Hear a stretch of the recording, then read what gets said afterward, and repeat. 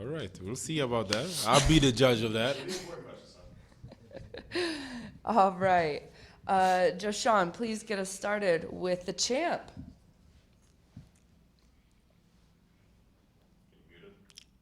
Oh, I am muted. Sorry, guys. Joshan, please get us started with the champ.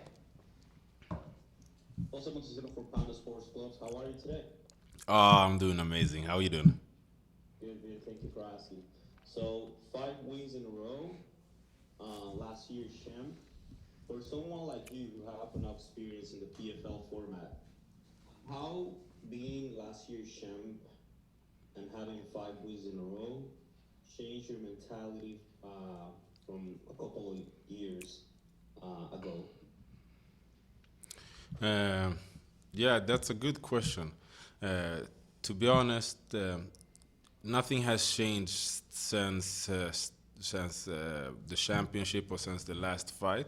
But what happened is me actually sitting down with my team before last season and making sure we made all the necessary changes in regards to what I needed to do, because I believe there were some gaps and some holes in my game that we needed to cover up, and we did that. And after that, we haven't looked back. After each fight, we look at what can we do to get better, what can we take with us, and that's just the mindset that we've been carrying on. Thank you. Good luck. Patrick. Hey Sadibou, this is Patrick McCord from Combat Sports UK. So I noticed on your Instagram you posted a thing where you were practicing the knee that you caught your last opponent with. And so you nailed that game plan. So I'm wondering, what is the game plan going into this one, and how confident are you that you can nail it?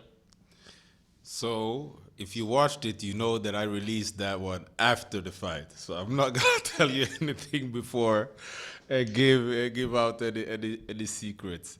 Now, but all jokes aside, to be honest, we was very fortunate last time. We worked on a lot of different things, and that was one sequence that we saw an opportunity, and we capitalized on it.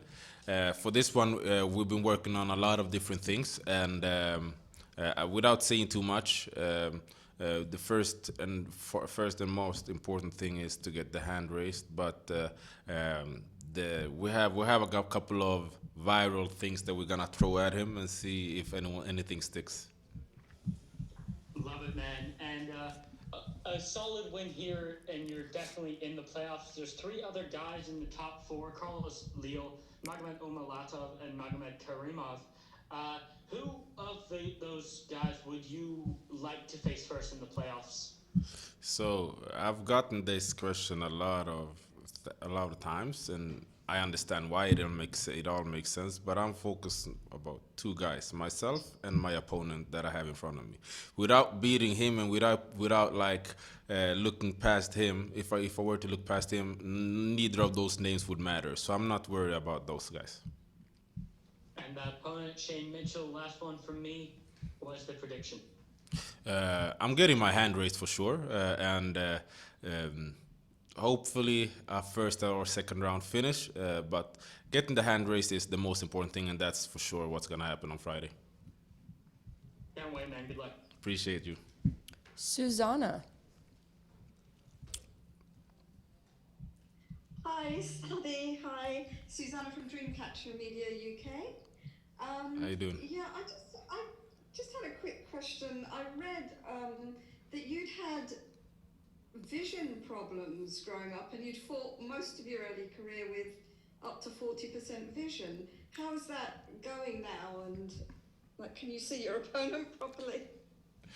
Yeah, that is right. That is right. I did a couple of surgeries when I was younger. Thankfully, that's not an issue anymore. My vision is on point, and yeah. So that's I've always said it. It's gonna be worse for my opponent when I'm actually able to see them properly, which I am. Right.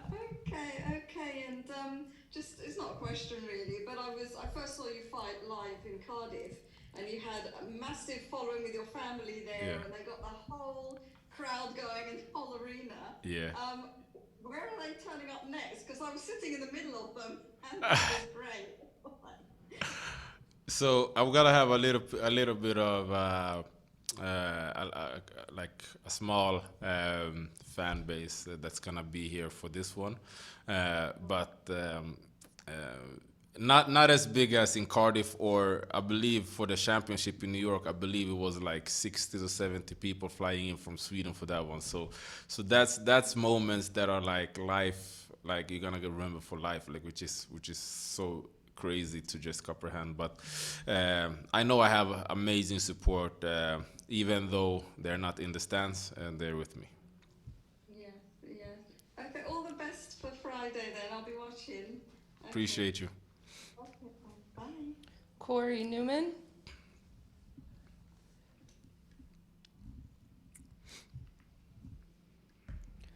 Corey, we cannot hear you. Hello, can you hear me now? Yes.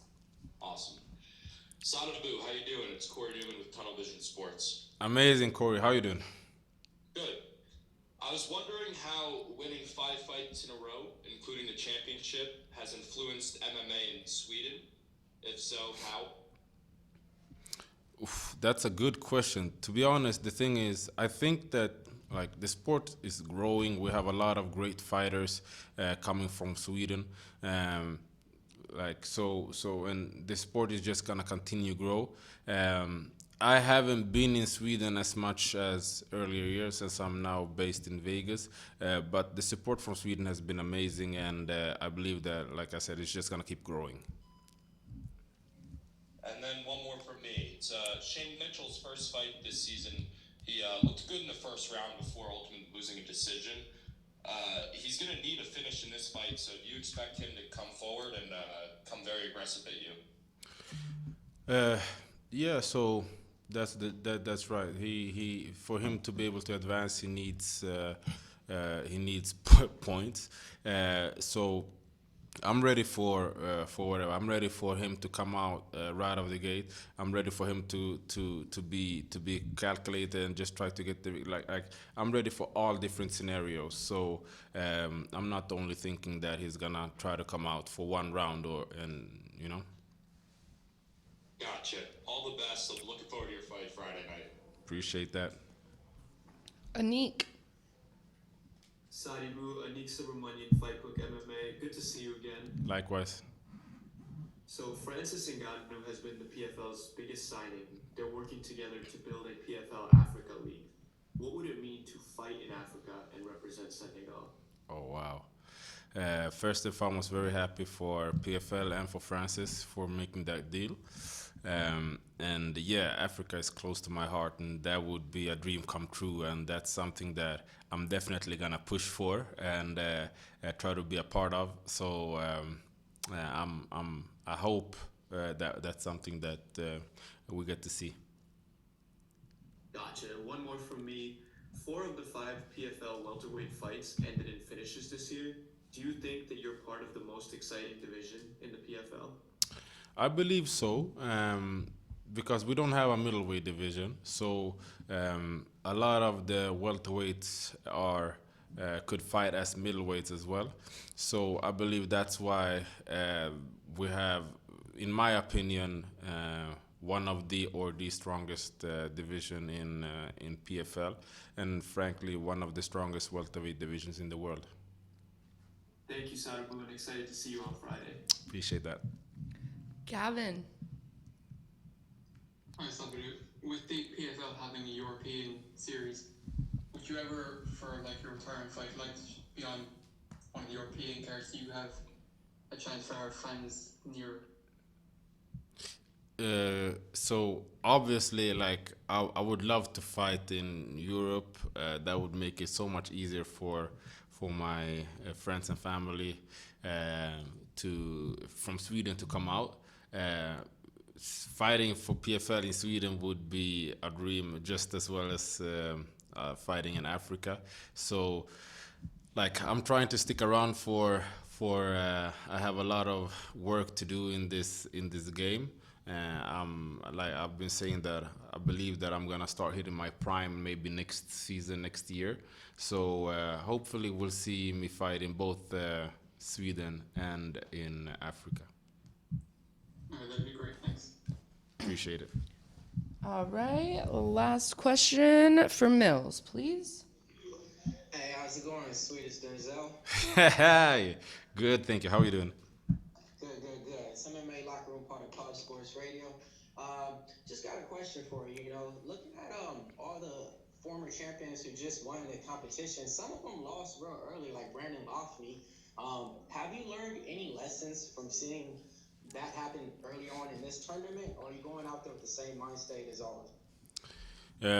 Yeah, you're right. So that the thing is, for me, that's what I believe. Like Brandon is a friend of mine, and I'm always gonna be rooting for him. But what happened in his fight, like not that his opponent is a major underdog or something like that, but that's just the beautiful part of fighting in MMA and why you tune in, because it doesn't matter what the odds say and who's the favorite. You still have to go out, and everyone, like Tyson said, has a plan until you get punched in the face. So with that being said, nothing for me has changed because I already had that mindset, be ready for everything and anything. But that's part of the game. Got it. And one more about your gym, Extreme Couture. You know, you're training with a lot of high-level athletes over there. But when you're training and doing your sparring, who was the one person in the gym that hits the heavy bag the hardest, where you turn around and think, man, what's going on? Hits the heavy bag hardest? Is that what you said? Yes, sir. I haven't seen him hit the heavy bag, but I would assume it's Francis. Got it. And last one for me, man. A lot of talk is being said about, you know, former champions competing with other champions, like Bellator champions versus UFC champions. I think it's time for PFL to get that mentioned. How do you feel about the welterweight division competing against the other champions in other organizations? My man, finally, it's time. Got it. Love to hear it, man. Best of skill this week. Appreciate that. All right, Sadibou, that's it for this room. Thank you so much. Still keep the... And then we'll just go right next door, and then you'll be done. All right.